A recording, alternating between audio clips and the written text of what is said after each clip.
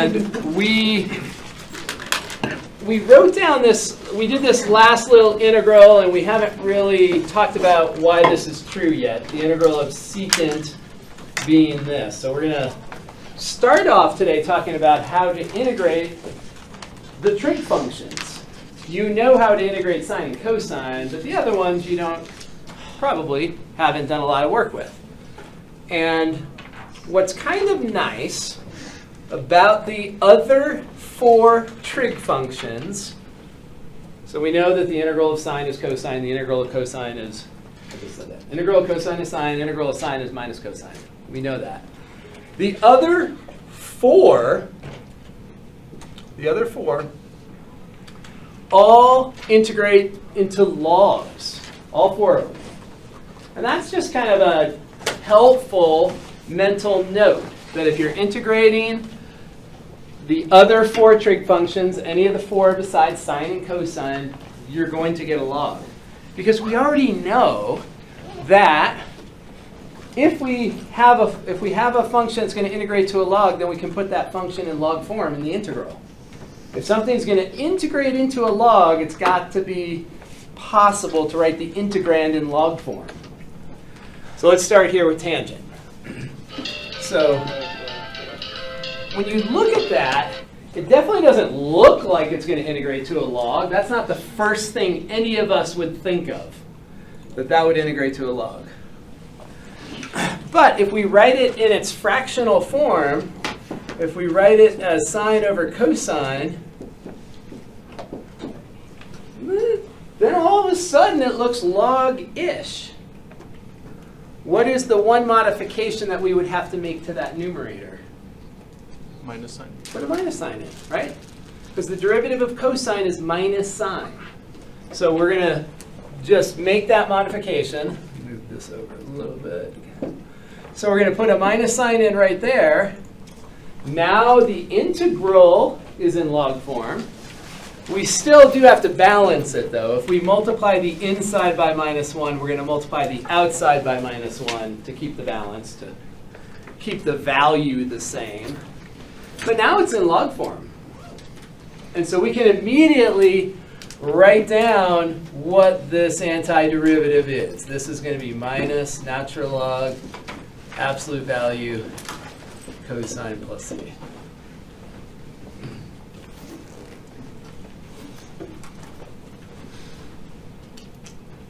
So that's log form.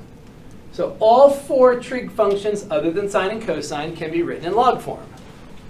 Cotangent's even simpler. All right, cotangent. What is the fractional form for cotangent? Yeah, cosine over sine. So that's the fractional form, and that is actually log form instantaneously.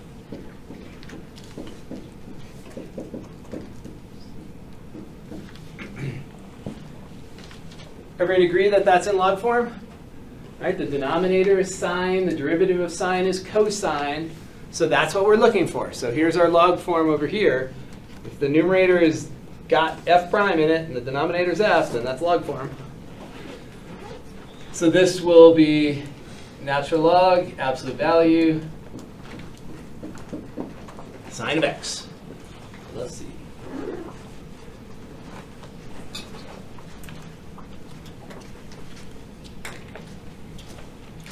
Okay, so those 2 are the easier 2 of the 4 to write in log form. Tangent is almost log form. We just multiply by minus 1 and minus 1. Cotangent's in log form. So this one's a little trickier. Secant and cosecant are trickier. So if I tell you that it can be written in log form, you should be thinking, well, how do we write it as a fraction where the denominator's derivative is the numerator? That's what we're trying to do, right? That's what we want. And here, this one, you just have to remember this trick. And here's the trick I use, or the way that I remember what to multiply by. What is the derivative of secant? Secant times tangent. And so that's just a clue as to what to multiply by. We're not going to multiply by secant times tangent, but we're going to multiply by something that's really darn close. Here's what we're going to do. If we multiply numerator and denominator by secant plus tangent, I claim it's now in log form. So let's check. So let's see. So we're going to multiply, not by the derivative of secant, but pretty close. It's a good memory trick to remember what to multiply by. So let's first simplify this numerator. This secant is being multiplied across this quantity, so it has to be shared. It has to be distributed. So that's going to be secant squared plus secant tangent.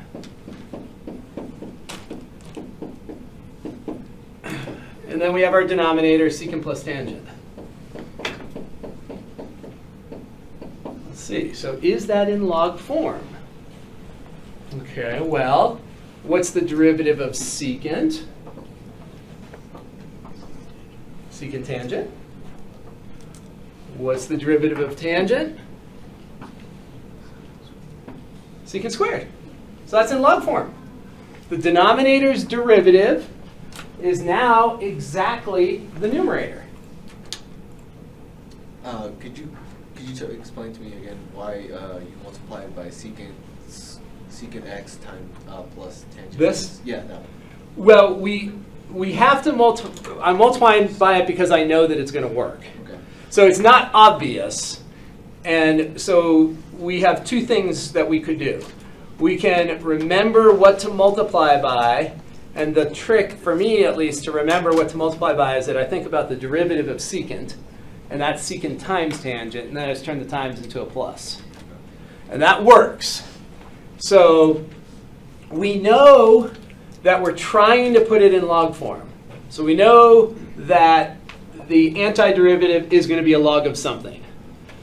And so it just works. And so you either have to remember what to multiply it by, or you have to remember the result, because we're going to see this a lot. So this is going to be natural log. Now that it's in log form, you have that. And so you can just remember that it's that, because you're going to see it a lot. You're going to see it in many, many homework problems. And we saw it on the last slide. Let me just jump back. A few of you came in a little later. So yesterday, Monday, we finished up where we were using this crazy reduction formula, and we ended up with an integral of secant. And I said, oh, it's natural log of secant plus tangent. So we're trying to justify why that's true. So you don't need to remember that this is how you get to it, but you need to at least know that this is what the integral of secant is. Because you're going to see it so much that you might as well know it. All right, so let's go to cosecant. Cosecant, we're going to do something very similar, of course. So we're going to need to multiply by some form of 1, like we always do. What is the derivative of cosecant? Cosecant plus or times cotangent. Times. So remember, with the trig functions, all three co-functions, cosine, cosecant, cotangent, all their derivatives are negative. So negative cosecant, cotangent. So there's a couple of things you can do here. So I'm going to write this as minus cosecant minus cotangent. And let's see if it's in log form. So minus cosecant minus cotangent. Let's distribute the cosecant in the numerator. That cosecant in the numerator has to come across to both. So we're going to have minus cosecant squared of x minus cosecant cotangent, all divided by minus cosecant minus cotangent. So we have that. Now, it's not quite in log form. There is one little thing we need to do. And here's the little thing we need to do. We need to factor out a minus from that denominator. if we factor out a minus from the denominator, I claim that it is then in log form. So if I factor out that minus, I claim it's now in log form. Do you agree?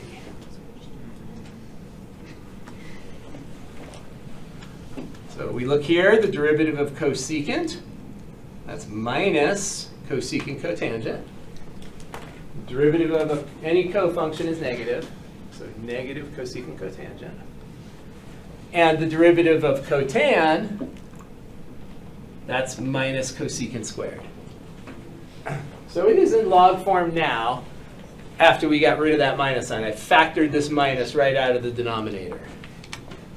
Now it is in log form, so we're going to write this as minus 1 times the natural log absolute value cosecant plus cotangent. Plus the, yeah? Should we also memorize that one? No. That one you're not going to see nearly as much. Those primary trig functions we see all the time. Today we're going to do trig substitution. We're going to see sine, secant, and tangent. So the secant one, especially with trigonometric substitution, it's just going to come up a lot where you're going to get an integral that reduces down to the integral of secant. So knowing the cosecant one is useful, but I wouldn't put that one on a test to try to throw you off. If there's one on the test, it will be an integral of secant. Okay, so, all right. Okay, last power of a trig function in this section. So this one, you could do it with that weird reduction formula that we had on the board on Monday, the one that I just showed you a few minutes ago. But we're not going to. This one is a clever one. We can do it with integration by parts. So if we separate the integrand into secant times secant squared, that is going to work beautifully with integration by parts. Moreover, this isn't just integration by parts. Sorry about that. This is integration by parts with a twist. It's creative integration by parts. So, and remember that anytime we're doing integration by parts, we want to pick for dv the largest part of the integrand that's easily integrable. So we don't know how to integrate secant cubed. We have two choices. We could put secant with the dv and secant squared with the u, or vice versa. Why do you think we're putting secant squared with the dv? We can integrate it now. We can integrate it, and the integral of secant squared is tangent. Exactly. Exactly. She said it. And then the derivative over here, the derivative of secant, is secant times tangent. So that is our integration by parts formula, recipe, information, whatever. We're going to call this original integral sum creative Greek letter, whatever you want. If you're a sorority person or a fraternity person, you can pick your favorite Greek letter. We'll use omega. So omega, that represents the integral of secant cubed. Integral of secant cubed. So that's going to equal then, when we do our integration by parts, we do uv. uv is the main diagonal right down here. U times v, right there. So that's secant tangent. uv minus the integral of v du. So there is our ultraviolet voodoo. uv minus integral v du. v du, bottom row.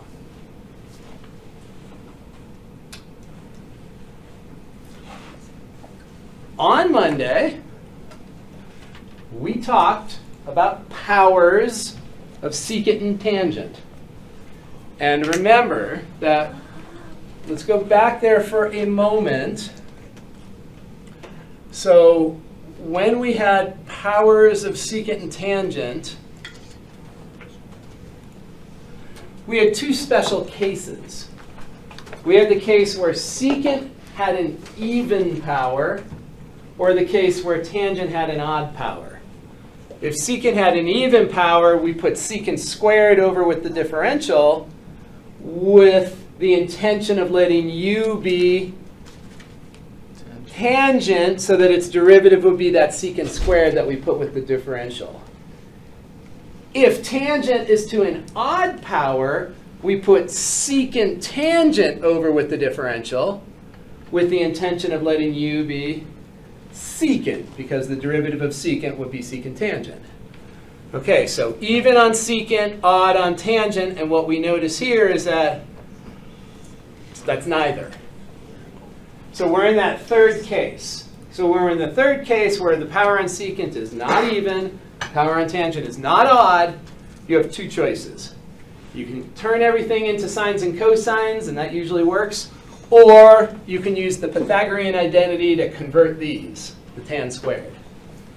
The Pythagorean identity always converts squares. Right? We don't convert secant to the 1 with Pythagorean. Right? Pythagorean, you're always converting a square. Sine squared is 1 minus cosine squared. Secant squared is 1 plus tangent squared. Tangent squared is secant squared minus 1. Right? We're always replacing a square with something. So let's do that. So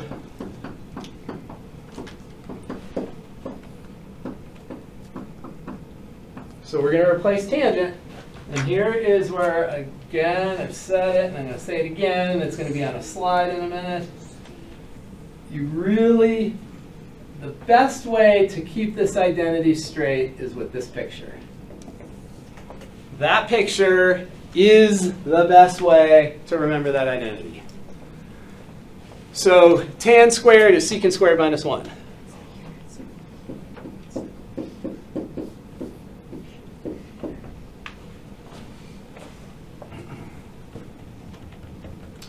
And if we go a little further, we'll drop that down. Let's just write this all out. This is going to be secant cubed dx. I'll separate the integral into 2. Secant comes over here to minus secant. Then there's a minus out there that's going to distribute. So we're going to end up with that.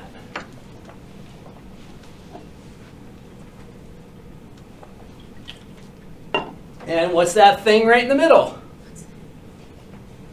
That's omega. So now we have that minus omega plus, and we know how to integrate secant now. That's natural log secant plus tangent. And let's get our plus c in here. Can you scroll up a bit? Yeah. So what do you think we're going to do next?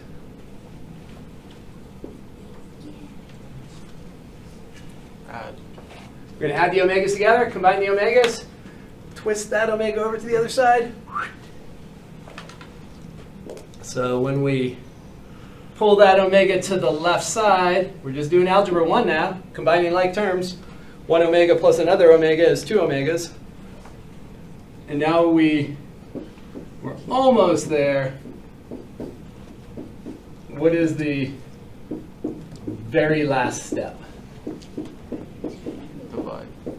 Yeah, that very last step is that we're going to divide by 2. So to finish it off, we just isolate omega, because that's our goal. Our goal is to figure out the antiderivative for secant cubed. That's what we let omega represent. So we want to isolate omega. We want omega to represent, or we want omega to be solved for, because that is then the antiderivative for secant cubed.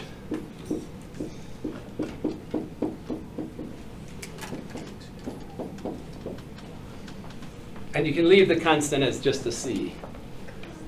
take a constant, multiply by 2, it's still a constant. If you divide by 2, it's still a constant, so we just write it as a c. What happened to your secant cube x? That's omega. That's okay. Oh, you're right. Right, so omega is indefinite integral of secant cubed. There is indefinite integral of secant cubed, so we're going to replace it with omega. So that's this is one of the integration by parts with a twist that's different than all the other ones, right? We usually have e to the x and a cosine or e to the x and a sine. This one's just a little different.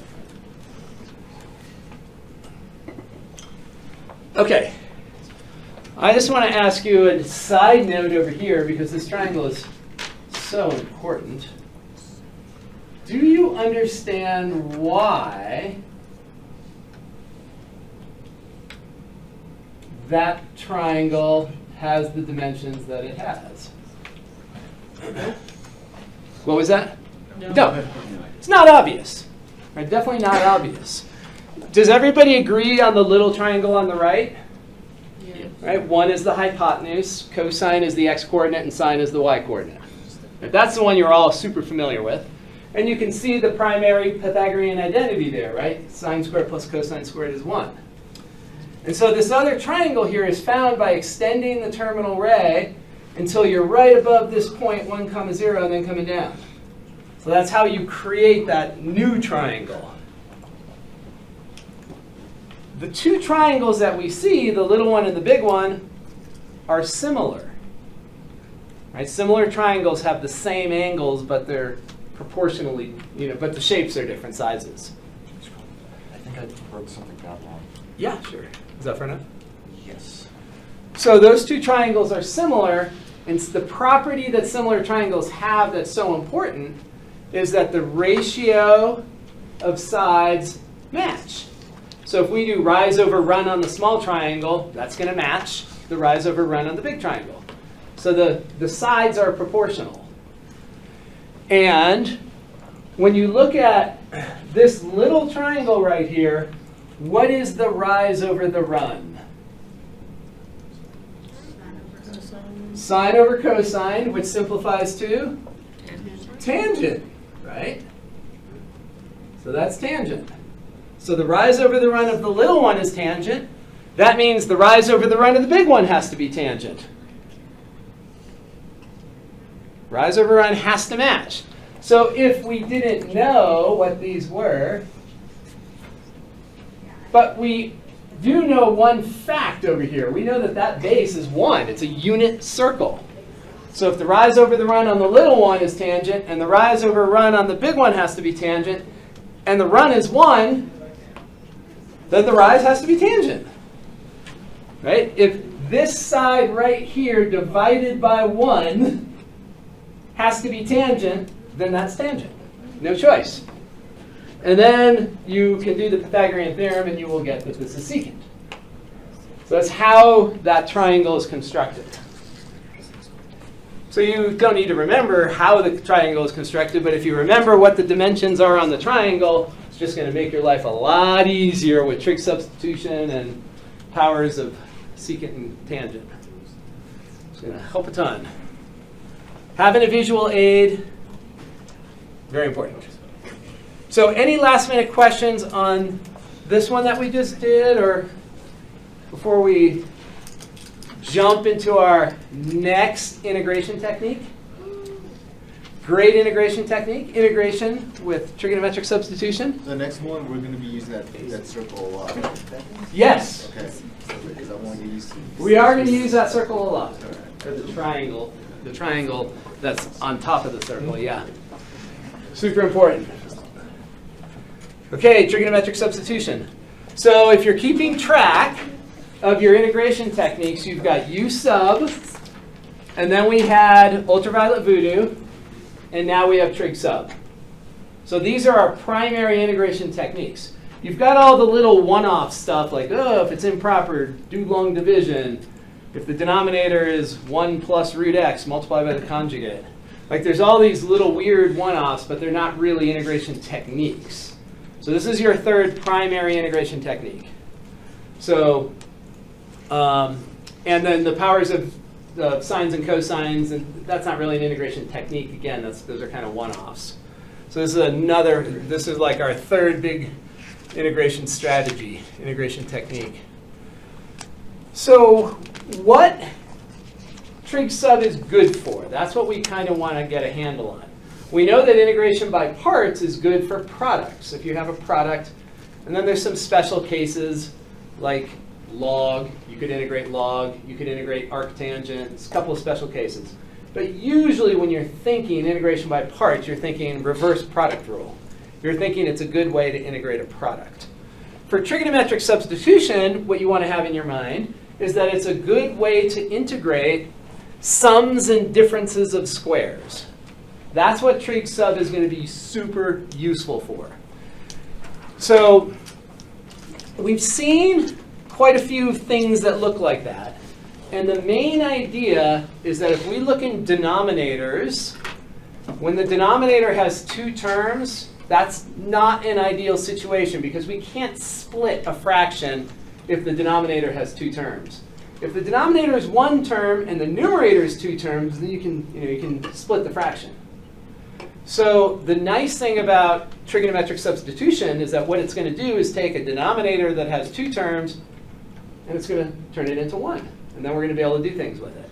And that's what the Pythagorean theorems do, right? The Pythagorean theorems, if we look at sine squared, actually, I think I already have it written up here. What it's going to do, bless you, is to take two terms and turn them into one. So that's what these are doing. So here are the three I had on the other page. This one is a sum of squares, and then we have two difference of squares. And we're going to need to distinguish these two different cases. So we have a difference of squares in both. The top one I am going to refer to as a difference of squares with a leading one. And the bottom one we will say is a difference of squares with a trailing one. So u squared minus 1, the 1 is trailing. 1 minus u squared, the 1 is leading. So we just need a way to distinguish between them. So that's what we're going to say. So this is where the Pythagorean identities come into play. So take a look here. So we suppose that we have a 1 plus u squared in our integral. Well, if we were to replace that u with tangent of x, then we'd have 1 plus tan squared, and the identity will allow us to turn those two terms.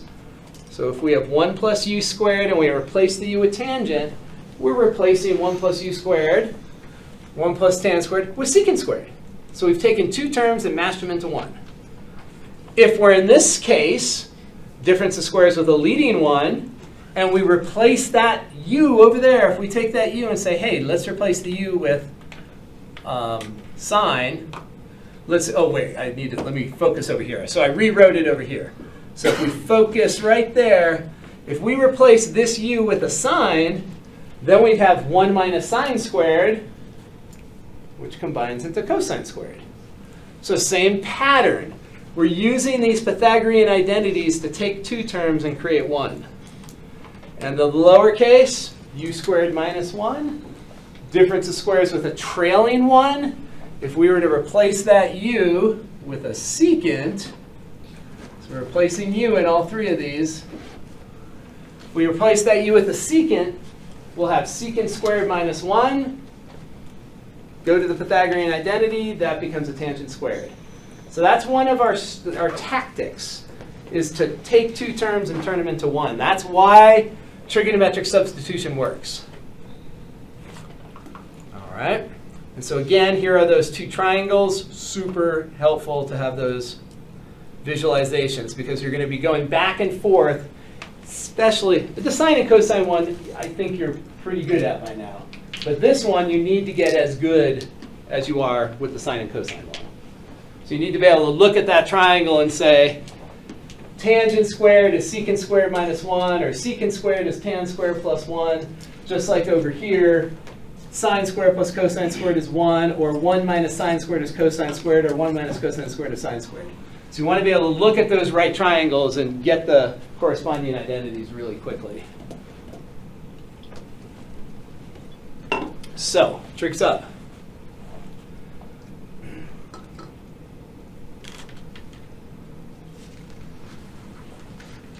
So we look into that square root and we see a difference of squares. Now, the first thing you should ask yourself is, will U substitution work? Because we know that if we have square roots, a lot of times we'll let U be what's inside the square root, and that will allow us to integrate. But what has to be true, whatever, if you're using U sub, whatever you let U be, its derivative needs to be present in the integrand, or you're not going to be able to turn everything into U's. And the derivative down here is negative 2x. There is not a negative 2x up here. There's an x squared. If this was just an x, then U sub would work really perfectly, no problem. But because that's a square, it's not going to work. This one, if we were to let U equal 36 minus t squared, the derivative is minus 2t. There's no t on the outside, so U sub will not work. If there was a t right there, U sub would work fine, because the derivative of this is on the outside. Now, with constant multipliers, you can manipulate. Okay, so these are cases where trigonometric substitution is going to work really well. Sum or difference of squares when U sub won't work. Question. Yes? So why couldn't we multiply by 2 and then divide by 2 outside the integral and put it in a form that we can use? So we can do what you just said, but that still doesn't bring the derivative into play, right? The derivative here is minus 2x, not minus, Oh. right? Because that numerator has a square in it, so that's our issue. Okay. So if this down here was 4 minus 3x squared, excuse me, if it was 4 minus x cubed in here, then U substitution would work. Because the derivative here would be minus 3x squared, and you could do this kind of thing. So if that was a cube in there, then U sub would also work. So whenever U substitution is going to work, the derivative needs to be somewhere inside the integrand. All right. Now, the next thing we want to do is a little bit of algebra. So you have these two, you have this basic integral already, or you should be close to knowing this integral. So this integral is arctangent of U. And this one is arcsine of U. So these are two basic. Does not want to write a C up there. We'll do this. So, I said arcsine, but I wrote arcsecant. So arcsine of U. So we know those two. Now, if you look in the integration tables, there's all sorts of modifications of this where instead of a 1, they use an a squared. And you can memorize 3 other formulas if you want, but it's easier if we memorize our 3 basic ones, this one, and then the inverse secant one, which we're not even going to see a whole lot of. But these two you see a lot of. The tangent one you see the most. But if you know those 2 formulas, and you know how to do reverse chain rule, there's no need to remember anything else. There's no need to make it more complicated. And understanding reverse chain rule is so important anyway. It's better to modify your integrand so that you have a 1.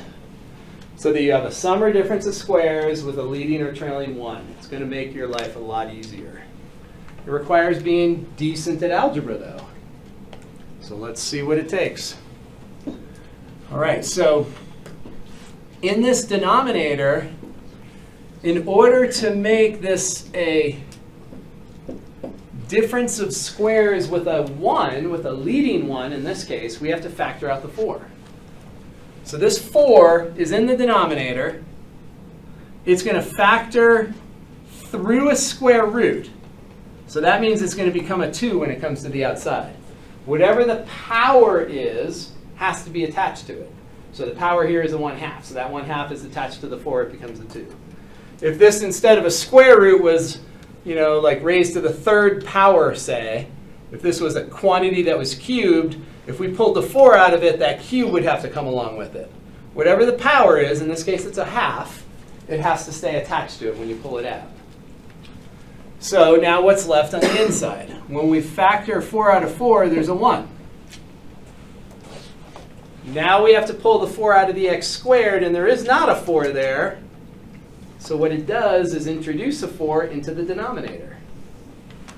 So this will be x squared over 4. And so if we are factoring, let's suppose we have 6 plus x squared. If we factor out this 6, we're going to be left with 1 plus x squared over 6. Just check. Distribute this back. You should, if it's correct, you should get back to what you started with. 6 times 1 is 6. 6 times x squared over 6. The 6 is canceled. You get back to that. So if something is being factored out, but it's not there, it just puts 1 in the denominator. You can also use our 1 trick that we've used a bunch. There's no 4 here to be factored out. Well, put 1 in. Put a 4 over 4. Then this 4 and this 4 are being factored to the front, and we're left with x squared over 4. So whatever works for you. Now the next thing, when we are looking at these, these all have squares, right? The u is squared. It's 1 plus a square, 1 minus a square. So we want to then make one more algebraic modification. And that last modification is that we want to write this thing as a square. Right now it's not written as a square. If it's written as a square, it'll be a quantity with a square. So that's our last modification, and then we're ready to do our trig sub. So let's modify one more thing. Then we will be in trigonometric substitution form. So we're just going to write this as 1 minus the quantity x over 2 squared. Now we're ready to do trig sub. So these 2 algebraic steps are going to make trigonometric substitution much easier. Now we have to decide on which trig sub to use. There's only 3 possibilities: sine, secant, or tangent. There's only 3 choices. Tangent, which has a t in it, always goes with the plus. So if it's a sum of squares, 1 plus u squared, that one is tangent. Tangent, t looks like a plus. If it's a minus, it's going to be sine or secant. And then we just ask ourselves, which is the identity? Is 1 minus sine squared the identity? And yes, that is the identity. 1 minus sine squared is cosine squared. 1 minus secant squared is not the identity, right? 1 minus secant squared is not the identity. It's secant squared minus 1 that's the identity. Or tangent squared plus 1. Secant squared minus 1 is tangent squared. So we just have to make sure that we look at the 2 identities and pick the one that works. 1 minus sine squared is an identity. Secant squared minus 1 is an identity. So we are going to let, here goes our trig sub. We are going to let x divided by 2 be sine of theta. And then we differentiate. So we'll have 1/2 x, 1/2 dx is cosine theta d theta.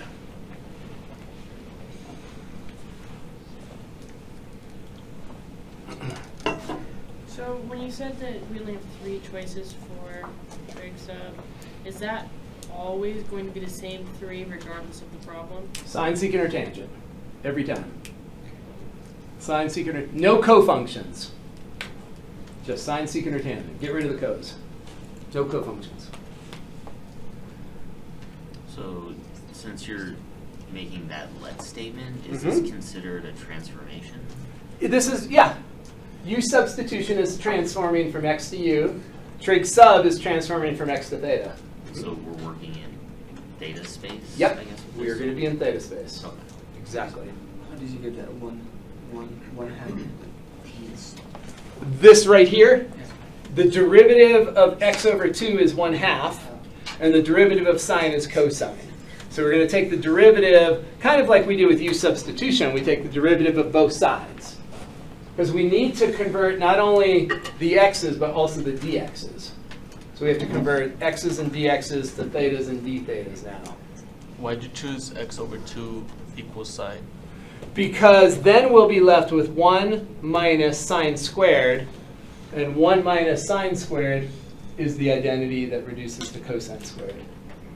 So we want to pick the trig function that allows us to take either the sum or difference of squares and make it into one term.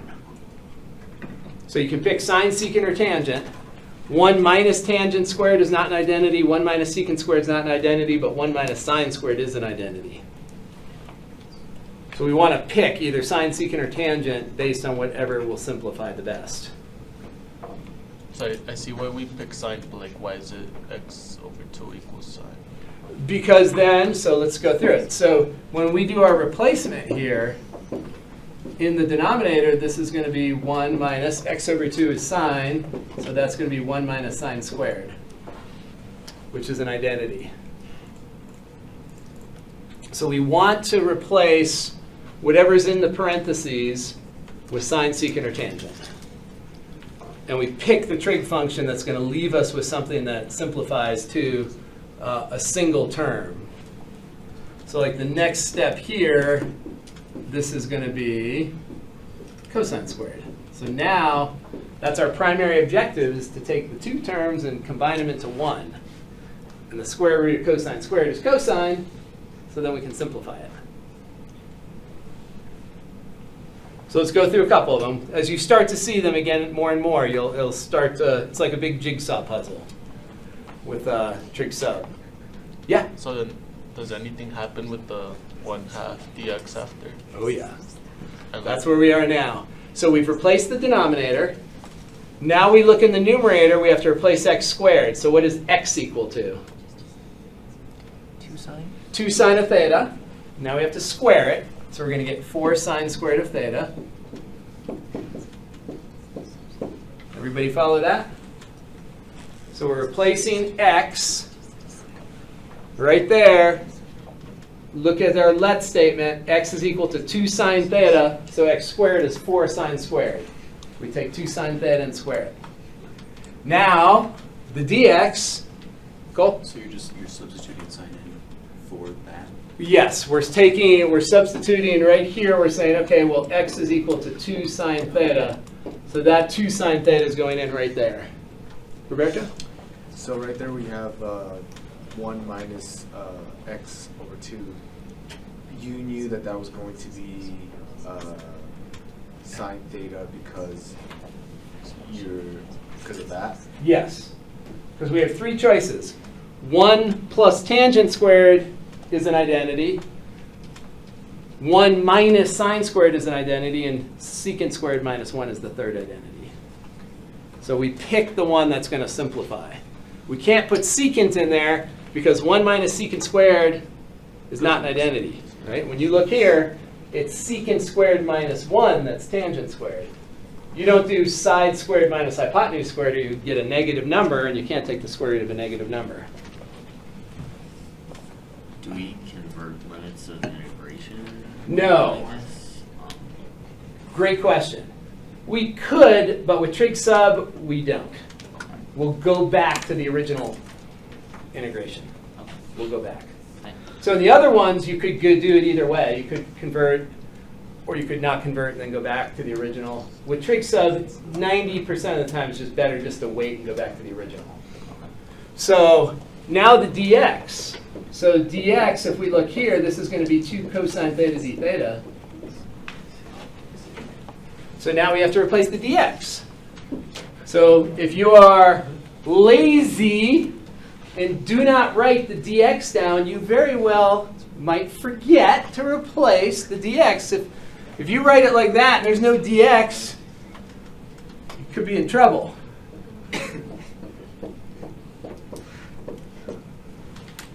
So now we've done the full substitution. We've replaced all the x's up here. Now we have all thetas. That's what our goal was. Now the limits of integration, like Dan just said, need to be theta limits. Well, with trig sub, usually it's just best to wait. So what we're going to do is put a couple of placeholders there. I usually use little stars. You can do whatever you want, but a couple little asterisks. And then we'll go back in the end. That's 90% of the time it's just easier with trig sub to go back to the original limits. And the reason is because when you start throwing in, you're going to have to be doing inverse trig functions to get your new theta values. That's easier just to wait.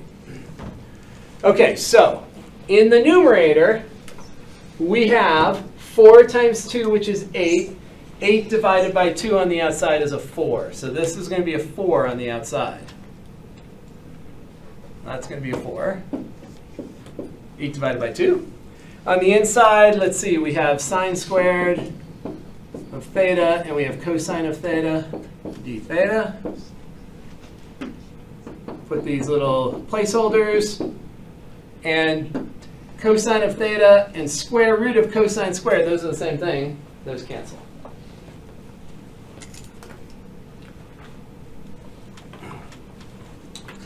Now, with trig sub, there's a lot of times where when we talked about this last week, the square root of cosine squared, it's not always cosine. It could be negative cosine depending on your domain. With trig sub, if you come across a square root of cosine squared, just use cosine, square root of tan squared, tangent. Just assume that they're going to put the right restrictions on there. You know, like technically the square root of cosine squared is absolute value of cosine, and then we'd have to check the angle and make sure that it fits. But don't bother yourself with that. At this point, you want to just get through the mechanics. If there's an interval, a domain issue, they'll tell us. Okay, so this all boils down to 4 times the integral of sine squared. And how do you integrate sine squared?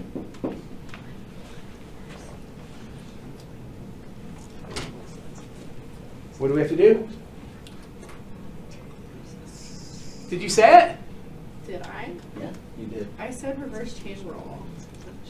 Reverse chain rule will be part of it eventually, but we have to do something first with that power of 2. Oh, power reduction. Power reduction. So if we have a sine squared or a cosine squared, we always have to power reduce it before we can do the integration. And then there will be a reverse chain rule because we'll have a cosine of 2 theta. Yes. Exactly what you were thinking. So this is going to be 4 over 2. So the over 2 is coming to the outside, and it's going to be 1 minus cosine of 2 theta.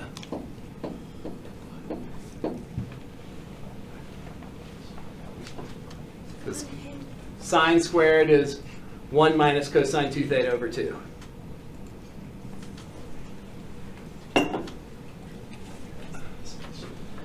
Simplify the outside, integrate, integral of 1 is theta, integral of cosine is sine 2 theta. Reverse chain rule, divide by 2. We've got that.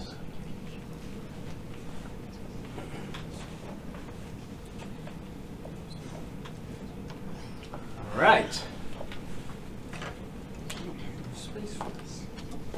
Yeah, these things can take, yeah, trig sub can be very, very paper intensive. So we're at another identity. I'm going into the other problem. Need more space. I printed out your blank note sheet. Yeah, that's your problem. You're way too big. Yeah, needs a little more space, huh? Okay, so that's sine of 2 theta. We need to go back to the x's, but the portal back to x is right here, and that's got sine of 1 theta. It does not have a sine of 2 theta. So we need to apply another identity, we need to get back from 2 theta to 1 theta, so we have to use double angle identity.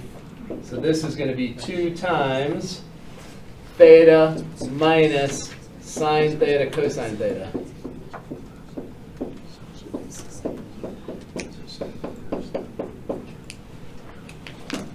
Okay, I'm going to split more space. Everyone follow that? Sine of 2 theta is sine 2 sine theta cosine theta. The 2's cancel. Okay. Now we need to set up our portal that takes us from theta back to x. Our portal is going to be a triangle. We have a triangular portal right here. That's going to take us back. So, the triangle that takes us back from theta back to x, we go to our let statement, and we have to label this little triangular portal. Always draw your triangle like it's in quadrant 1 every single time. So that looks like an angle in quadrant 1.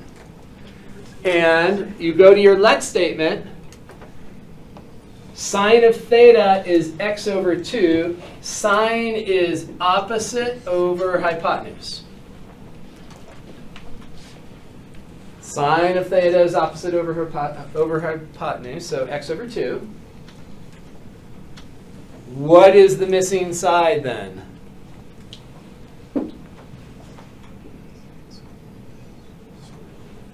Square root of hypotenuse squared minus leg squared. So 4 minus x squared.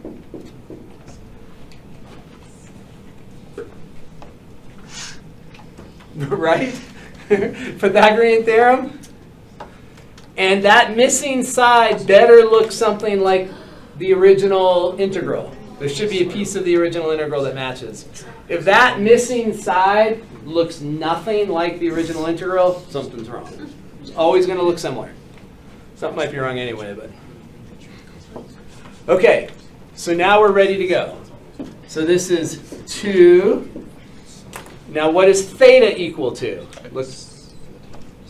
Theta is equal to? Theta is equal to inverse sine of x over 2. If you solve your original for theta, theta is inverse sine of x over 2. So theta is inverse sine of x over 2. Sine of theta, look at our portal. Sine of theta is x over 2. Cosine of theta is square root over 2.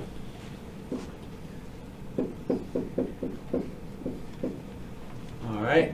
Now we're back to our original limits of integration. We're back to x. So 0 and root 2.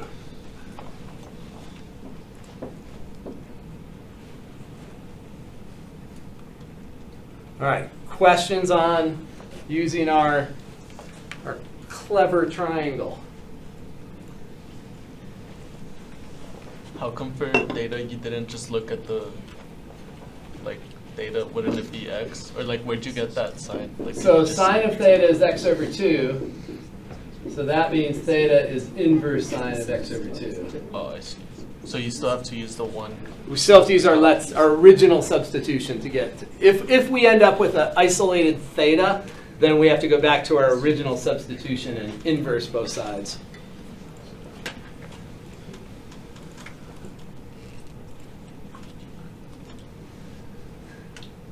Trig sub, it's a thing. What's that? But why? Because it works so well. Differences of squares and sums of squares are everywhere. Okay, let's notice this. When we plug in 0, we get nothing. So we can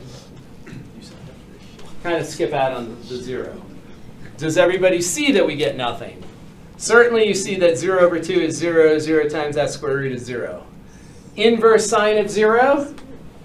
Inverse sine of 0 is the angle on the right with a sine value of 0. The angle on the right of the unit circle with a sine value, oh, it's right there. The angle on the right with a sine value of 0 is 0 radians. So that doesn't contribute. But the square root of 2 does. So we get 2, let's see, we get inverse sine of root 2 over 2 minus root 2 over 2 times, square that, you get 2, 4 minus 2 is 2, so we get root 2 over 2. So we get that. No one said these problems were short. How long have we spent on this one problem? Long enough. Oh, so keep going. We're almost there. We have one more step. It's been long enough. What's the inverse sine of root 2 over 2? So 45 degrees, pi over 4. Right, so it's the angle on the right with the sine value of root 2 over 2. So that's pi over 4. So 2 times pi divided by 4 minus 2 over 4, which is a half. All right, we made it. We made it. We made it through one trig subproblem. There's going to be no other trig subproblem like your first. What? The first time you go through trig sub, it feels like, it just feels like you got a bag over your head and you're walking through a corn maze. Anderson Farms. You guys all been to Anderson Farms? Yeah. Exactly. 4? Did you get so scared your parents never took you back? That is such a fun place. Anderson Farms, where they've got the haunted corn maze and the haunted, you get chased by people with chainsaws. It's really wild. It is, yeah. If you like crying, it's a great place. Yeah. All right, let's take a 10-minute break, and then we'll be fresh for our next trigonometric substitution. It's going to take the rest of the class. One more problem. This one's a little quicker. The second one's a little quicker.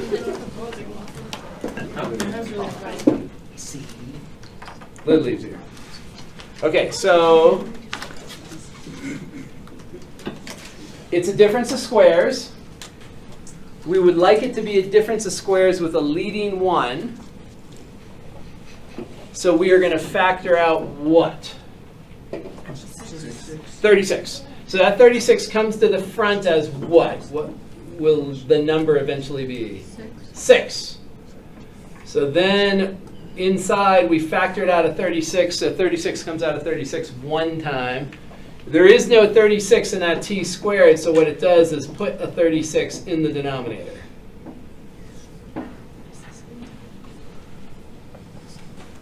But our strategy involves a difference of squares, and that thing is not a square right now, so we have one more preliminary prep step. We're going to write that as 1 minus t over 6 quantity squared. Exactly. Good job. So we want to write it as a square. Now we are ready for trig sub. And we have to ask ourselves, sine, secant, or tangent? Sine, because 1 minus sine squared is cosine squared. So we're going to do sine. And then differentiate both sides. What's the derivative of the left? Derivative of the left is 1 over 6 multiplied by dt. Derivative of the right is cosine multiplied by d theta. So that will allow us to convert all the t's over to thetas. Let's do it. So we have a 6 out in front, integral 1 minus sine squared inside.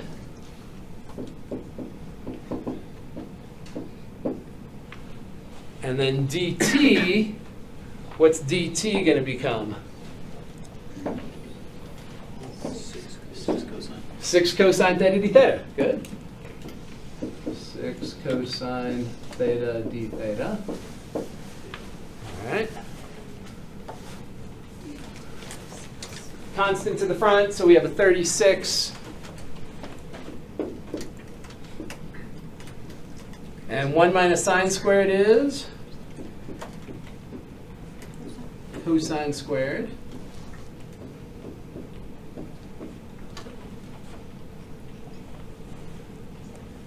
And then square root of cosine squared. Cosine. Yep, for our purposes, cosine.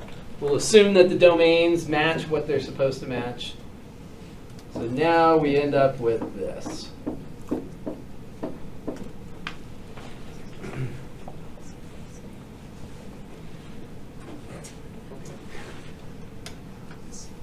And how do we integrate cosine squared? Power reduction. Beauty. Oh my gosh, there's hope. There is hope.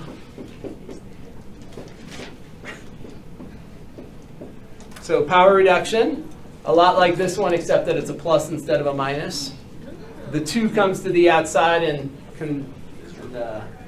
commingles with the 36, making it 18. Now we can integrate. Integral of 1 is theta. Integral of cosine is sine. RCR, divide by 2. Constant of integration.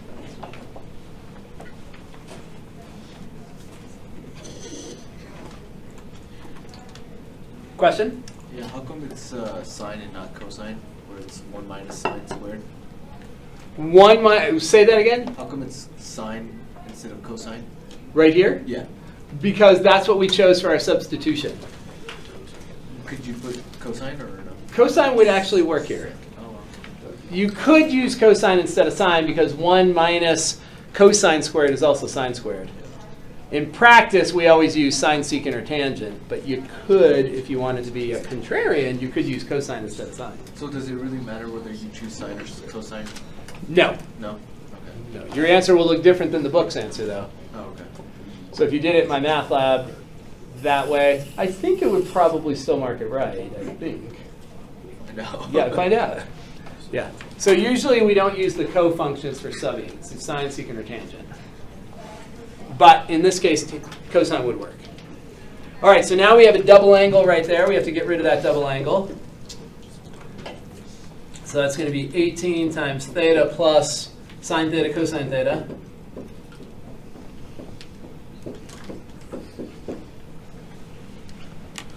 Sine of 2 theta is 2 sine theta cosine theta right there. 2's will cancel. Now we need our triangular portal. Here we go. Back to x. Back to x. Back to x. So our original was sine of theta is t over 6. So sine of theta is t over 6.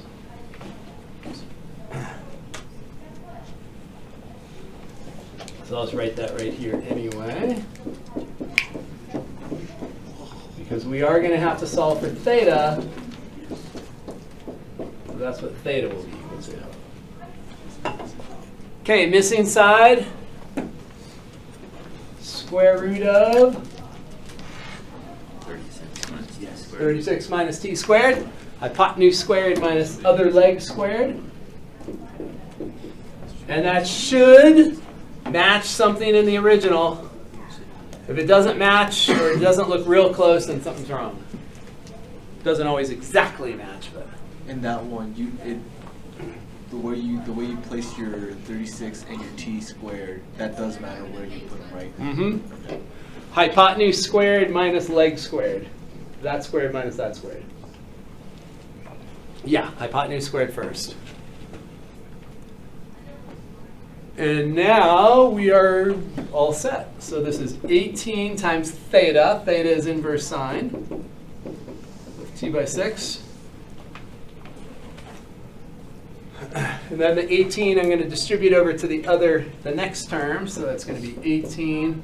Sine of theta is t over 6. Cosine of theta, we look at our triangle. cosine of theta is adjacent over hypotenuse. That will be close to our final answer. We just have to simplify the constants a little bit. Do a little bit of simplification.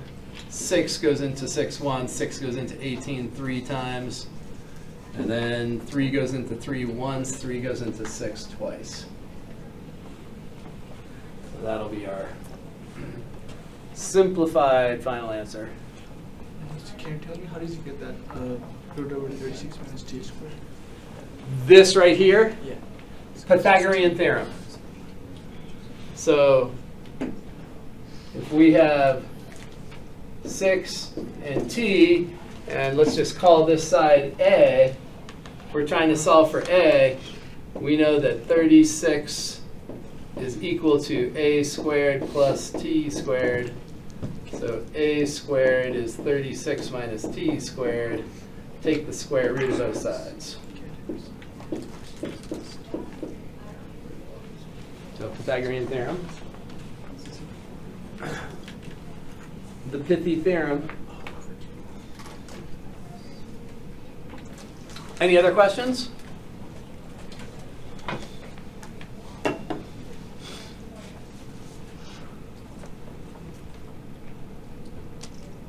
Alex? You're staring at something. No, I was just looking at how the square root, like, if you could write it as 6 minus t, but you can't because then if you like, when you square that and they were both negative, it's just not the same thing. So it has to stay like that. Yes, Yeah, I was right. just looking- Yeah. So you can't reverse it, right? That's what you're saying, right? Yeah. This can't be reversed. Well, no, I meant like square rooted. So it would be 6 minus. You can't do that. That's what I was saying, You yeah. can't break apart a square root. Yeah, I was looking at that. Yeah, you can't break apart a square root unless it's multiplication. Yeah. So you can't break a square root over a sum or a difference.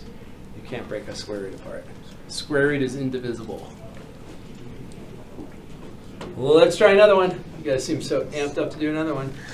We do? Wait, can you go back? I don't remember. What? The answer. Yeah.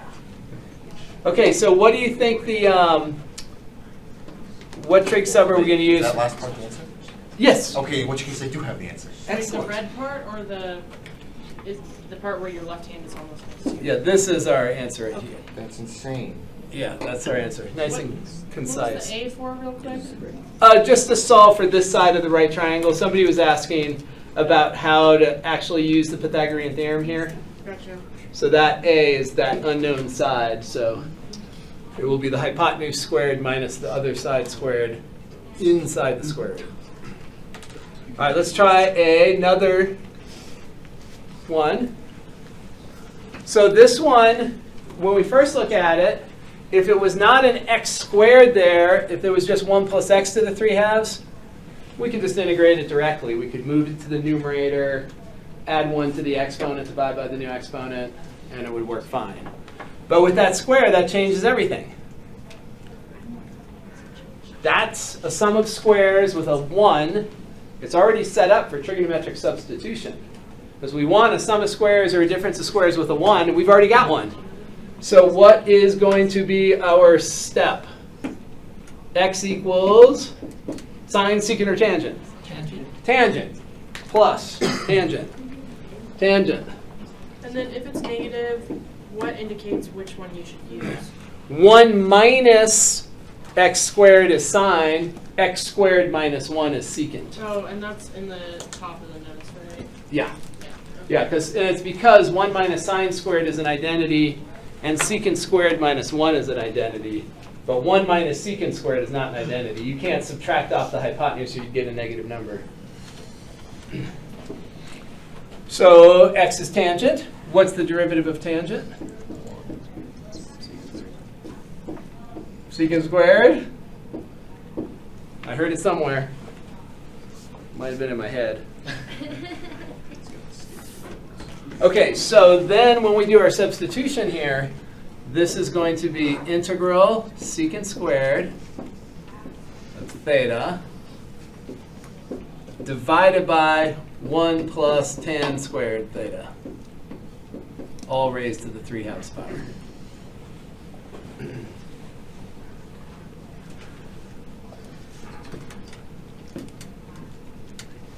And then 1 plus tan squared. 1 plus tan squared, secant squared. So this will be secant squared over secant cubed. Because if that's secant squared, 2 times 3/2 is 3. Secant squared to the 3/2. Everyone following that? Secant squared to the 3. Because then it would be 6 divided by 2. Correct. So secant squared to the 3/2 is secant cubed. Come up here. So we're going to have secant squared over secant cubed, which is 1 over secant, which is cosine.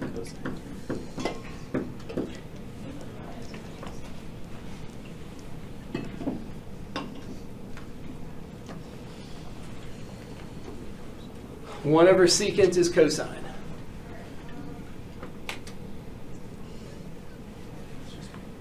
And what's the integral of cosine?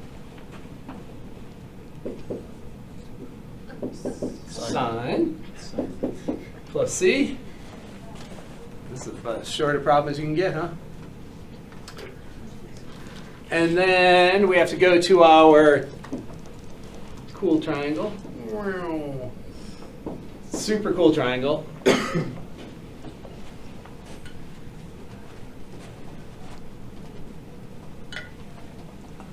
Somebody tell me how to label the triangle.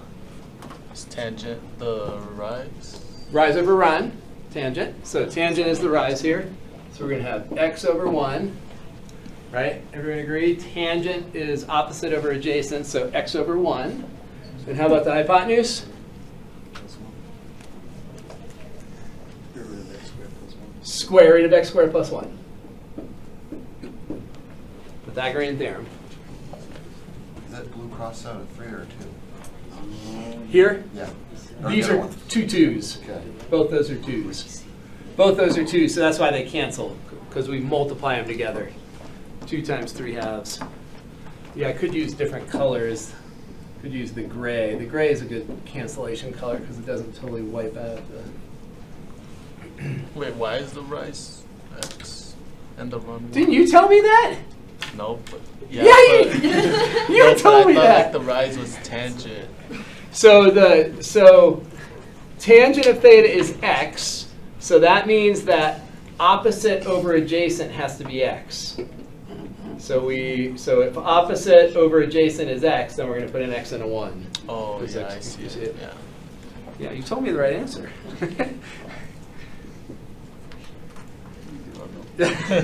Was it a case of the blind squirrel? Even blind squirrels find acorns? Sometimes. Okay, so how do we get sine then? When we look at that triangle, what's sine going to be? Sine is?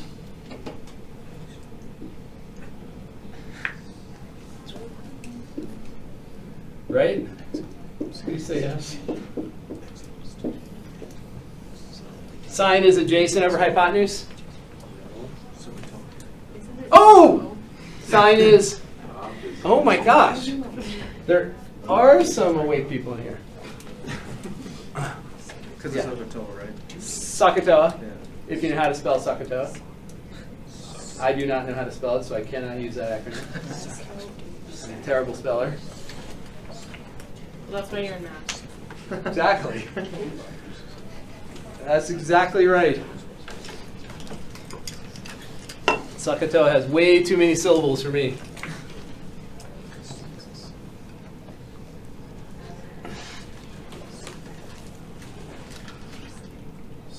All right, any questions on that before we go to the next one? So you all start the next one. Factor out the 36, pick the right trig function. So I'll give you a few minutes to do that, and then we'll talk about the next step. So So see how far you can get. Factoring out the 36, picking the right trig function, substituting. See how far you can get. Oh, I look at this cool art over here that, or maybe scary art. Plants vs. Zombies are. Oh, that's what that is. That's why it looks familiar. PVZ. That's why it looks familiar.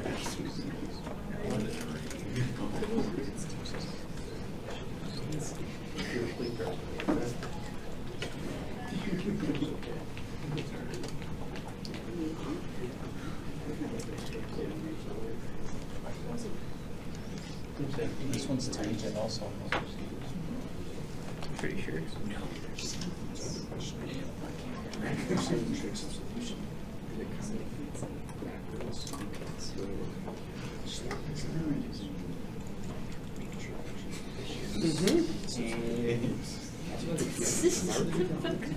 Totally fine.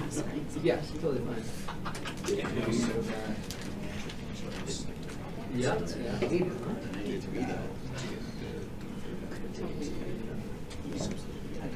Yeah, that works totally fine. Yeah. Absolutely. Tangent in this edition?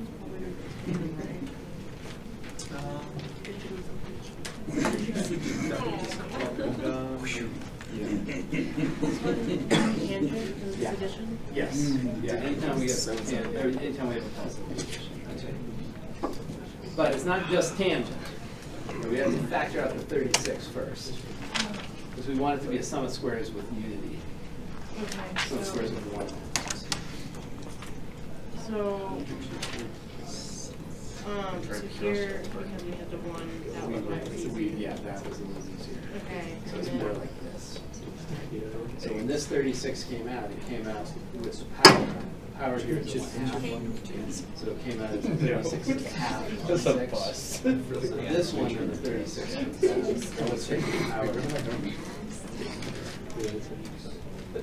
It's 2. What's that power? It's 2.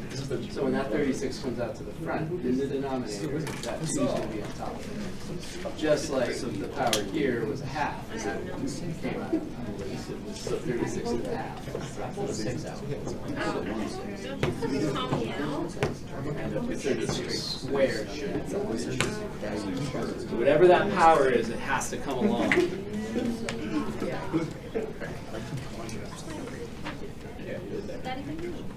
This is in the denominator, though. Of course.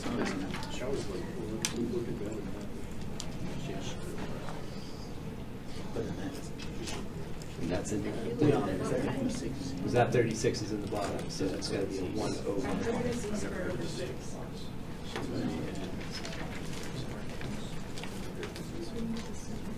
Wait. Yeah. So this, you can't do this yet.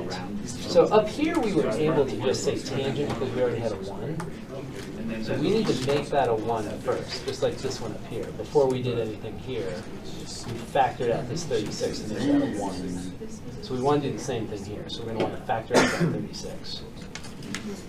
But the thing to keep in mind is here, when the 36 comes out, the exponent here is a 1/2. So it comes out as a 6, because 36 to the half is 6. So when this 36 comes out, we have to keep that power with it. So it's going to come out as a 36 squared, which is 1296. So factor out your 36? No. It's a miracle we got this far. I'm glad you made it this far. I don't know what any of this means. It all means life is grand. So here, I could distribute the square root, or the square. The square. Could I just cancel them? No, because these aren't the same. Yeah, no. Because so this is the base of this square, 3 tan. The base of this square is different than the base of that square. So if it's a squared over a squared, you can do something. Oh, okay. But since those bases aren't the same, you're just going to do what you think. I think when you said originally, you're going to make it 9 tangent squared. Yep, because I know we could do that, but I also didn't know when to Yeah, so anytime we do the trig sub, we know that we're going to want to make those Right, that's going to be our kind of bigger picture.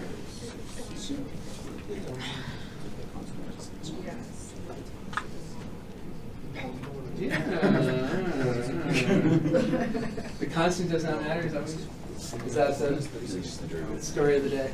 The constant does not matter. The constants matter. Yeah, that's right. Yeah. Except derivative of tangent is secant squared. Oh, that's it too? Hey, you haven't seen Sky. I thought it was just a tail on your theta. Okay, so let's go through this. So the factoring piece, you just have to remember that when you're pulling out a constant, the power has to come along with it. So when that 36 comes out to the front, it's going to come out as a 36 squared, which you can rewrite as, was it 1296? You can rewrite it as 1296, but a lot of times in trig sub, you're going to get other constants that will cancel. And remember that it's in the denominator. Oh, okay, so here, this is coming out as a square, not a square root. So when it comes out, it's going to come out as 36 squared. Unlike the last one where it was coming out of a square root. So here's what your first step should be looking like. Oh, why z? Z. So in here, inside the parentheses, if we do it one step at a time, that's the next step. We factored out a 36 from the z squared where there was no 36, so it sticks a 36 in its denominator. And then we're going to rewrite this so that we have a sum of squares in the bottom there. So this will be z divided by 6 quantity squared plus 1 quantity squared. And now we're ready for trig sub. When we have a sum of squares with a 1, sum of squares with unity, we go. Now we know we go to trig. Substitution. Can't remember. Okay, z over 6. Sine, secant, or tangent? Tangent. Plus goes with tangent. T looks like a plus. Derivative of both sides, 1 over 6 dz.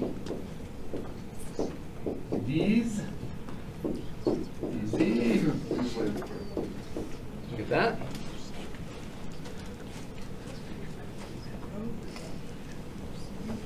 See that power too? Nice and visible. In the problem, in the problem before, when we had, or I guess it was 2 problems ago, we had t over 6 squared. Yep. Did we have it as? Oh yeah, we did. Never mind. So here the 36 came out with the power and turned into a 6. Yeah, I was just thinking that it was just t equals sine theta because I was looking at. Gotcha. Yep. So that was that. Yeah. The tangent one we had a straight up because it already had a 1 in it. Okay, so now let's do the substitution, and we're gonna just put asterisks, stars on these limits. We're not going to convert. We're going to go back through our triangle in the end. So z squared is 36 tangent squared of theta. D theta is 6 secant squared of theta. D theta. Any questions on the numerator?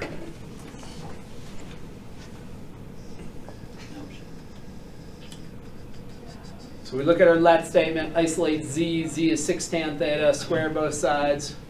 We'll get 36 tan squared. Isolate dz. dz is 6 secant squared. And then down below, we're going to have tan squared plus 1 all squared.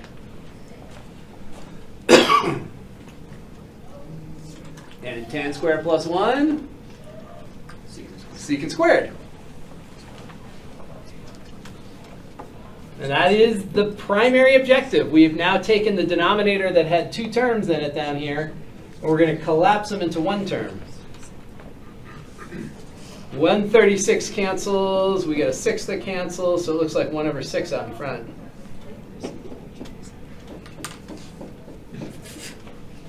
And let's write this out one step at a time, make sure everybody sees the cancellation.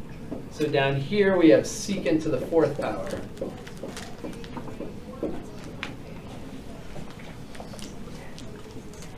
Tan squared plus 1 is secant squared, and that is in turn squared, so that's secant to the 4th.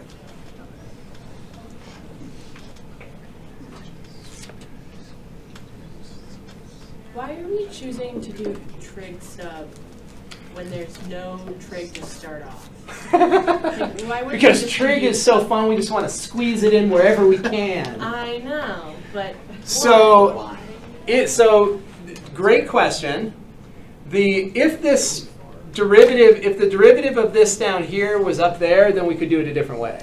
We could use u sub. But because there's a z squared, the derivative down here is 2z. And that's a z squared. So substitution is not going to work. Regular u sub won't work. And in general, the categories where trig sub works when u sub doesn't is when you have sums or differences of squares. So anytime we have a sum or difference of squares, you want to be thinking trig sub. Now in the test, I'll tell you use trigonometric substitution so you don't spin out. How did you replace z squared? Say that once again. How did you get that 36 tan squared? Right here. So z is 6 tangent of theta. And when we square 6 tangent of theta, we'll get 36 tan squared. And then, so that's this part. And then dz, if we put the 6 over here, we'll get 6 secant squared. You see it? Okay. We have simplification. We have simplification. Tan squared over secant squared.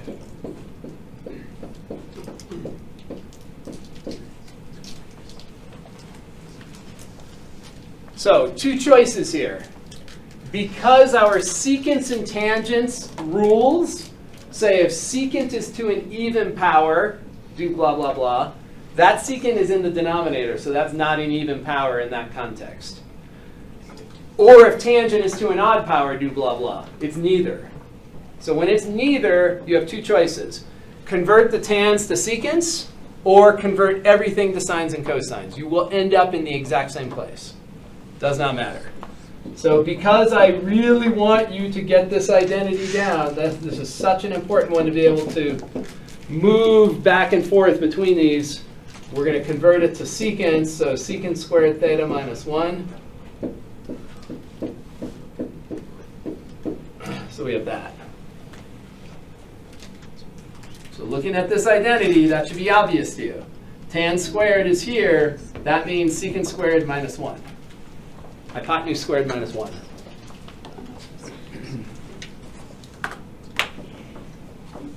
Now what do we do?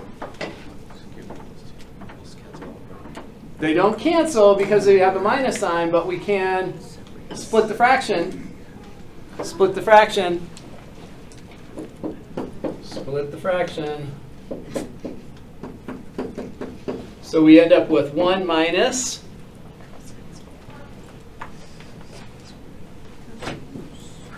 What was that? Cosine squared, yep. Because 1 divided by secant is cosine. So this is going to be 1 minus cosine squared. So here we split the fraction. We went that way and that way. And what's 1 minus cosine squared? Sine squared. Good. And this is exactly where you would have ended up if you replaced sines and cosines back here.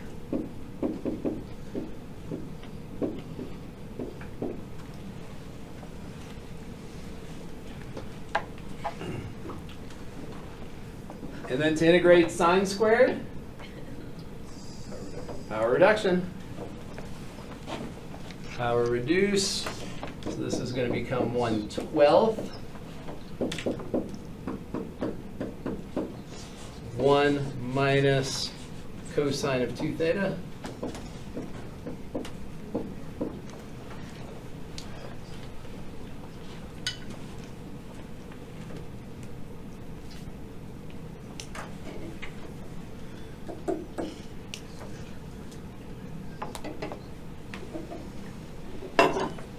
Integrate.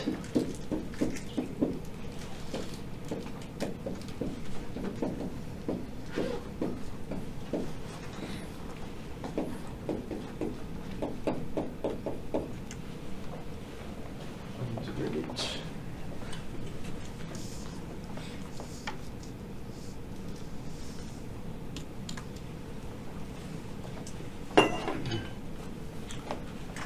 And then what do we do with that sine 2 theta? Double angle. Double angle.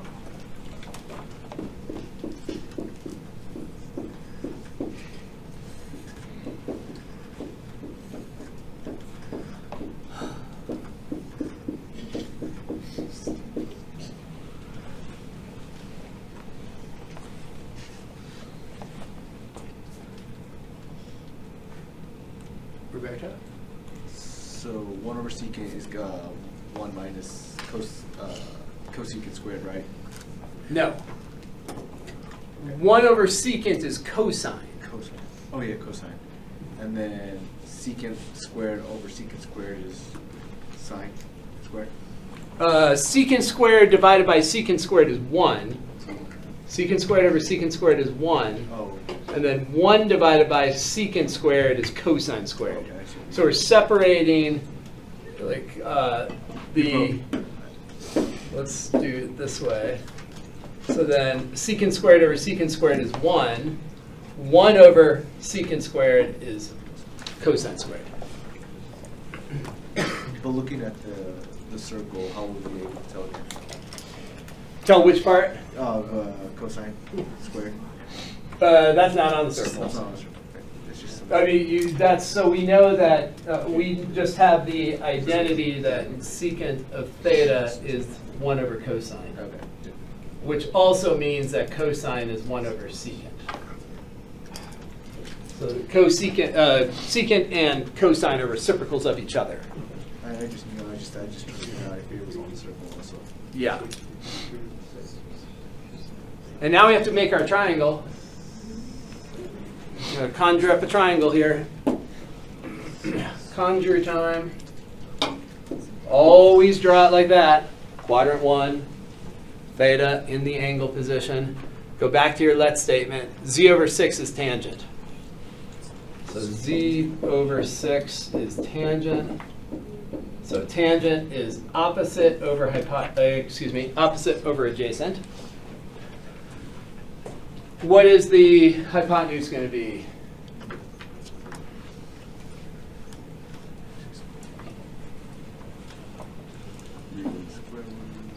Z squared.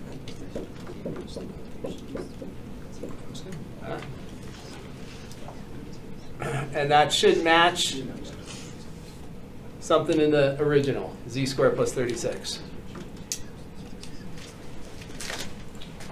Okay, so we're almost there. What is theta equal to? Theta is inverse tangent, z over 6. Sine of theta is equal to z over the square root.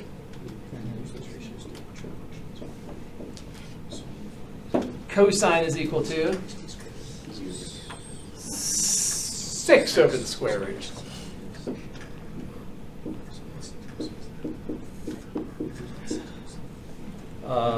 And now we're back to the original limits of integration. Back to z, so 6 and 6 root 3.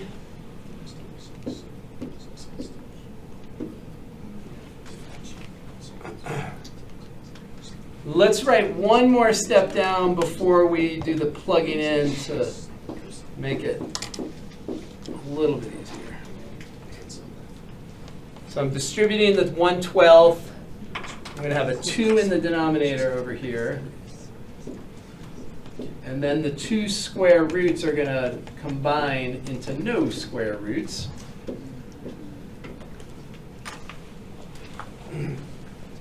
Are we likely to see problems that are this involved on our exams? You can look at the prior exams to see this one. This would definitely be a long one. Yeah, this would be a long one. There will be one long trig sub for sure. There will be one. There won't be 2. One long one. One long one. One long one. No one said they were short. Is it still going? It's still going. I have like a quarter inch of paper left. You're gonna have to write really small. You have to zoom out. Get right on that. You have to use a Post-it. Okay, so now we have to do our limits of integration. Limits of integration, so we're going to plug in the upper limit. We're going to have 1/12 arctan of root 3 minus 6 root 3. In the denominator, you're going to have 36 times 3 when you square this. You're going to have 2 times 36 times 3 plus 36.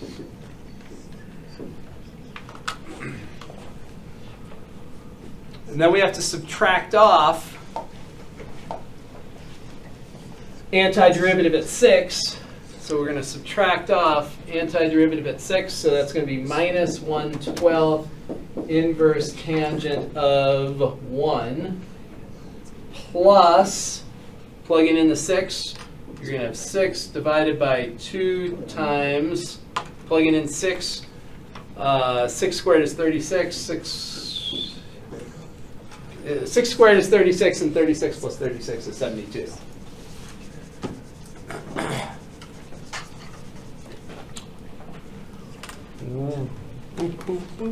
Let's write it over here. Are we done? Well, We have to evaluate. You know, I don't want to be done. Like I'm not in a rush, but I'm just curious. Yeah. 100% in a row. Yeah, and you should be really thrilled that we're not done. I'm so pleased to hear that. So thrilled.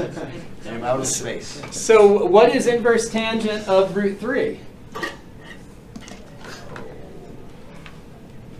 This is prerequisite material. Inverse tangent of root 3. So we want to say to ourselves, what is the angle on the right side of the circle that has a tangent value of root 3? Yes.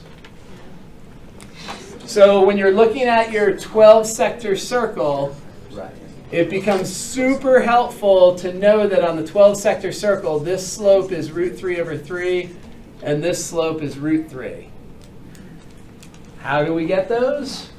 We divide the coordinates. Right, the coordinates of this point are root 3 over 2 comma 1/2. Excuse me. 1/2 comma root 3 over 2.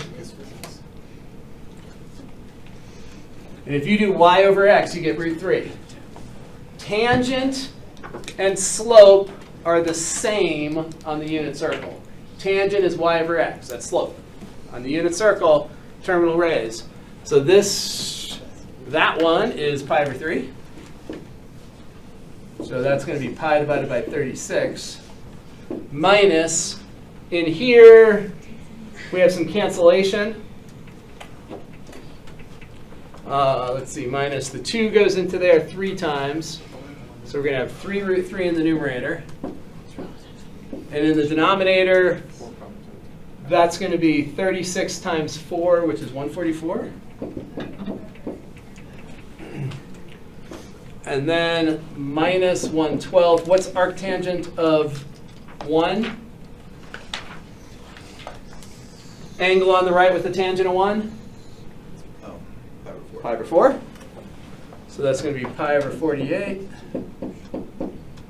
And then plus 6 goes, let's see, 6 goes into that thing, what, 12 times? So 1 over 24. And you could get a common denominator if you wanted here, but that's totally fine there. We'll stop there. We don't want to give you everything you want at the same time. So we'll stop early.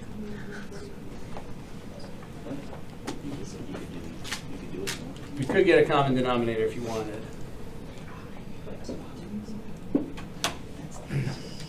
All right, any step there you're not 100% sure on? Or any step you're not 80% sure on?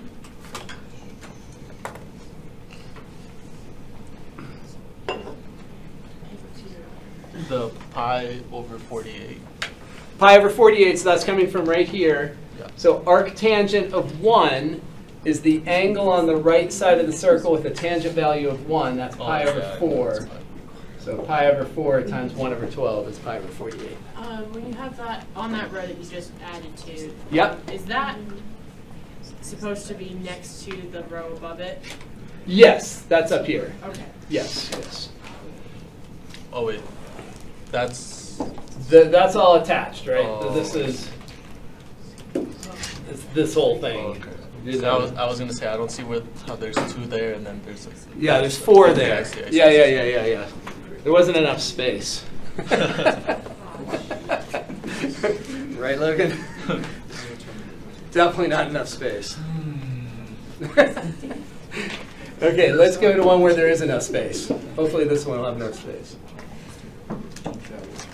Oh, we haven't done one like this yet.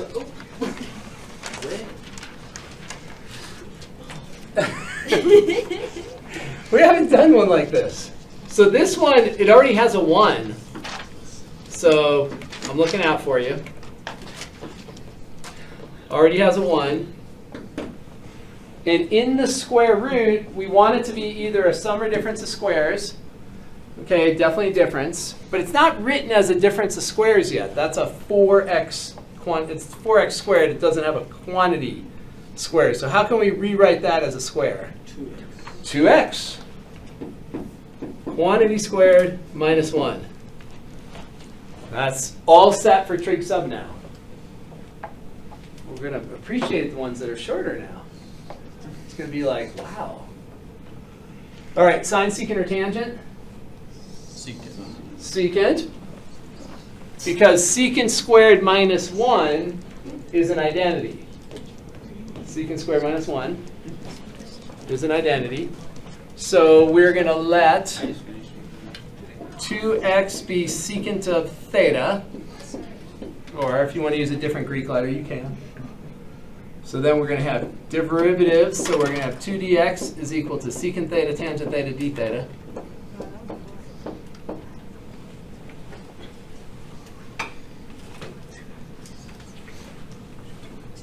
Okay, now we get to substitute. Can we do it? So 2x is secant. So that's going to give us the square root of secant squared minus 1.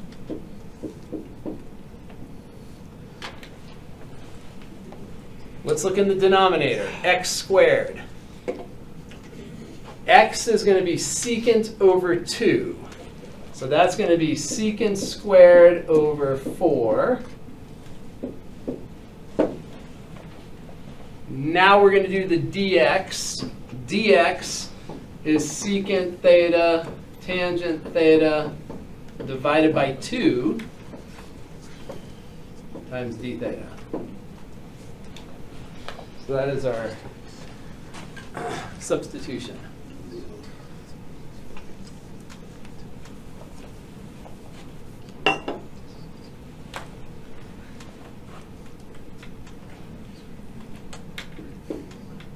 What is the constant on the outside going to be?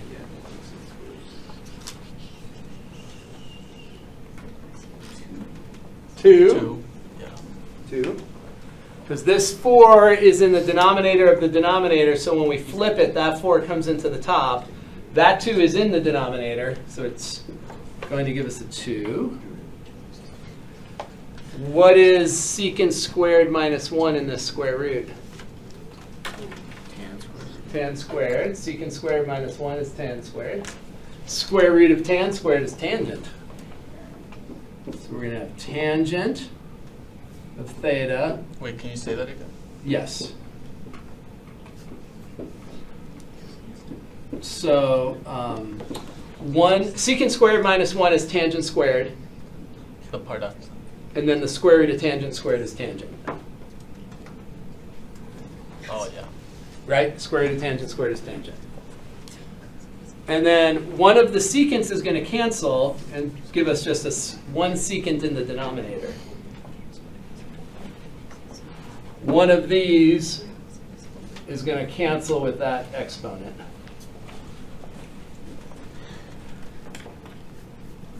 And then we have a d theta.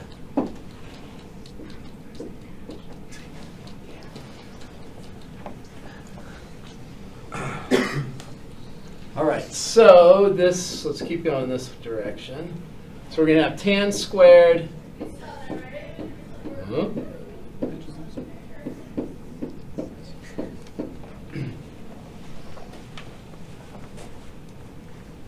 So very similar to where we've been before, where secant is not to an even, tangent is not to an odd.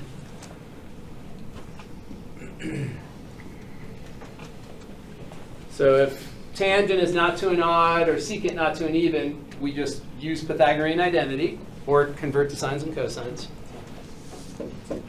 So here, tangent squared, our identity from the triangle, secant squared minus 1 over secant.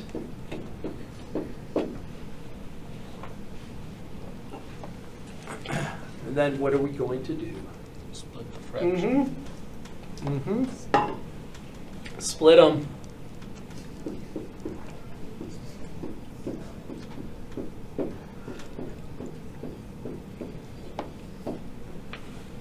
So we're splitting the fraction. So secant divides into that.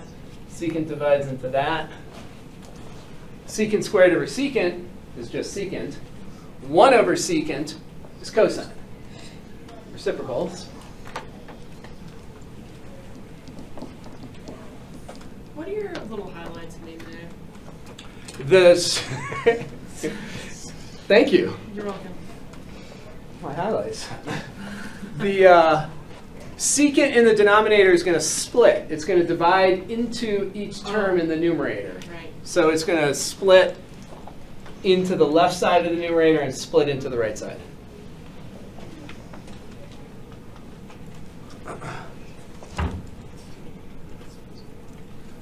And then the integral of secant is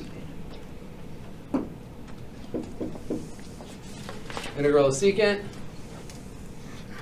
natural log of secant plus tangent.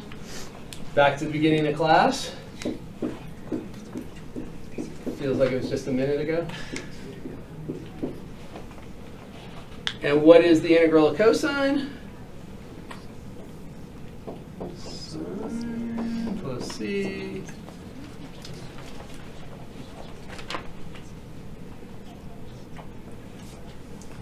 Okay.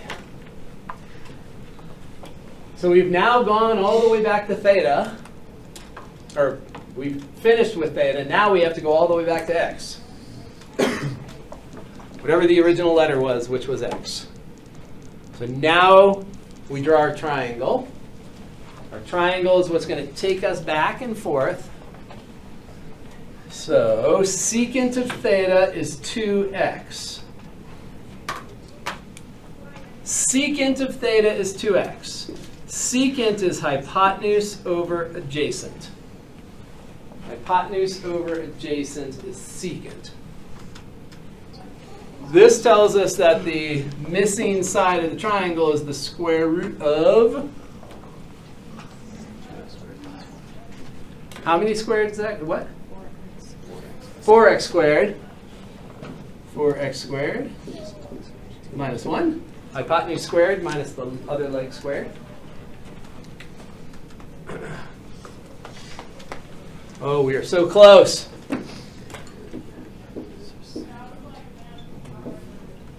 All right. Secant of theta, right there. 2x. Hypotenuse over adjacent. Tangent of theta, opposite over adjacent.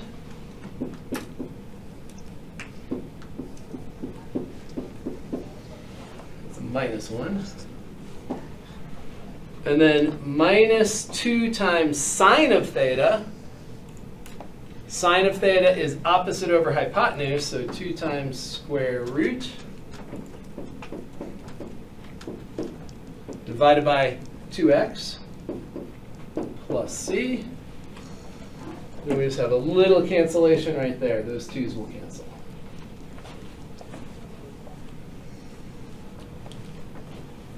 There's nothing else we're going to do with that.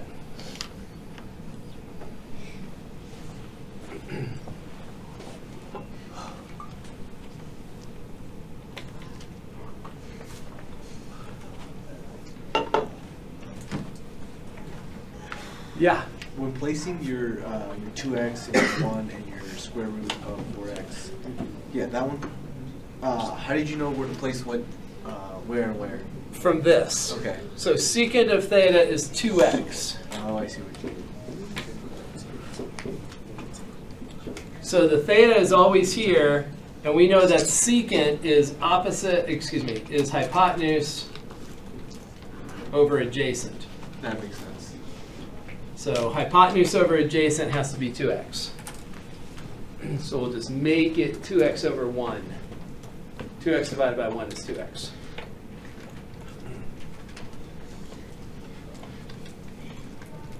Is this starting to make sense? No. Getting there. Slowly but surely. Okay. I think it will make total sense after this one. You never know. All of a sudden. Right? It's like all of a sudden you can hit home runs. All right, when we look at this one, again, we know we want to have a sum or difference of squares with a 1. So what will we factor out in this one? 64. We want to make that a 1. We want to have a difference of squares with a trailing 1. So we want to get that 64 out. Is it in the numerator or denominator, that 64? Denominator. So when we pull it out, it needs to stay in the denominator. And what is the exponent that is affecting that 64? 1/2. So that 1/2 has to stick to that 64. So when it comes out, we know the square root of 64 is 8. So that is what is going to come out in front. So it's going to come out as an 8 in the denominator. Okay, so right now, we've done that much. We factored the 64 out of 64, we left a 1. So there's no 64 in the x squared. So it puts it in the denominator. And maybe by this number of examples, can we jump right to that? Yes. Yes. Because we're going to want to write that term as a single square. So x squared over 64. And again, another way to think of this, when you're trying to factor out the 64, if you need to, you can come over here and multiply by 64 over 64. And then when you're factoring that 64, and that 64 is becoming that 8. And you're left with this 64. So you're left with x squared over 64, which then becomes x over 8 squared. All right, sine, secant, or tangent. Secant, because secant squared minus 1 is an identity. X over 8 is secant of theta. So 1/8 dx equals secant theta tangent theta d theta.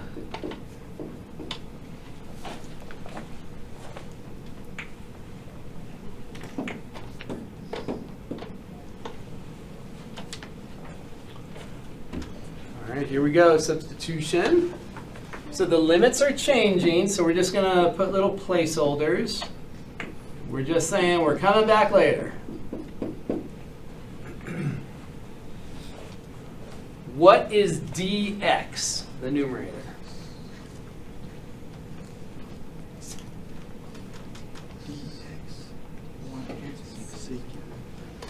So if we move that 1/8 to the other side, 8.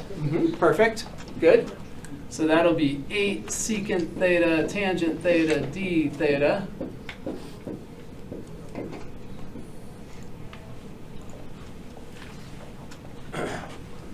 In the denominator, we have the square root of secant squared minus 1.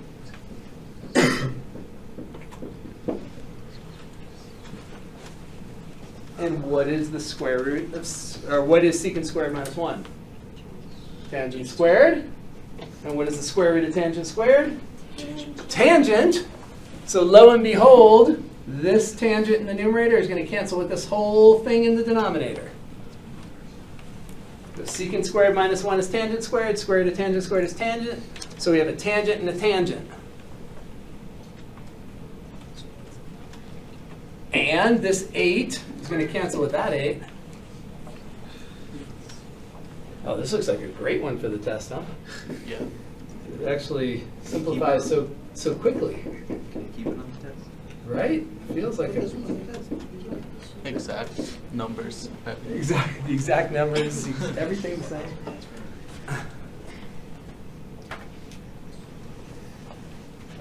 All right. Integral of secant. Natural log secant plus tangent.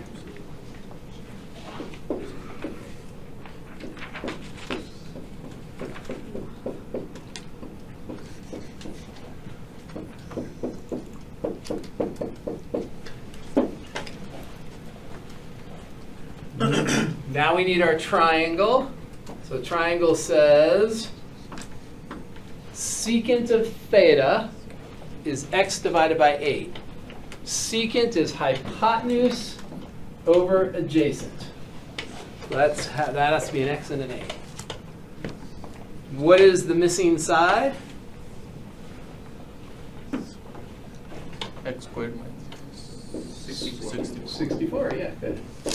Again, if we look up there, it should match something very closely to the original. Okay. So now we're going to come in here, we're going to replace stuff. So natural log, absolute value, secant of theta, X over 8, plus tangent of theta, X squared minus 64 square root over 8.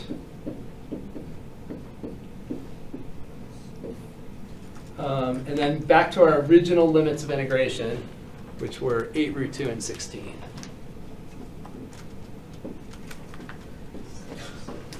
right, any questions up to that spot?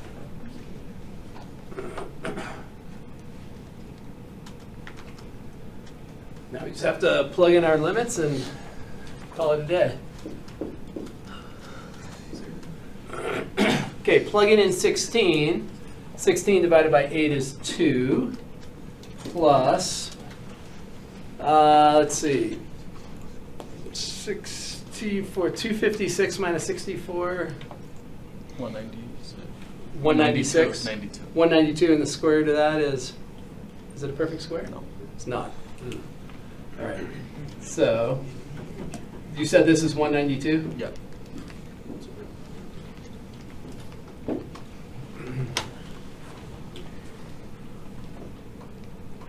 And then we subtract off natural log of absolute value. 8 root 2 over 8 is going to be root 2. Plug that in here, and we're going to have 64 times 2, which is 128, minus 64 is 64. Square root of 64 is 8. 8 over 8 is 1. Like that. Someone confirm. Someone. Wait, would the 8 squared not be like 64 and then the square root takes up and then that times 2 and then, oh no, but then you square it again. No, wait. So Oh, yeah. 8 squared is 64, that squared is 2, so 64 times 2 is 128.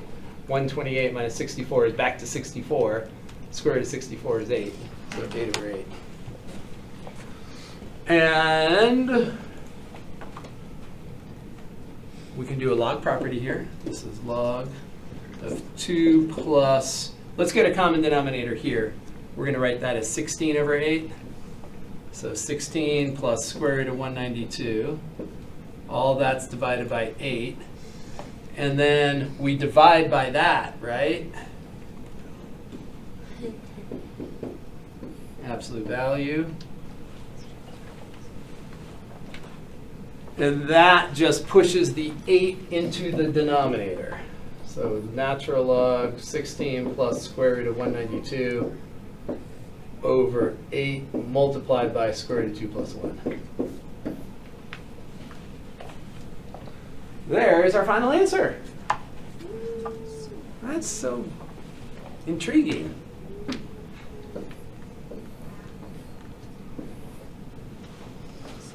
All right, so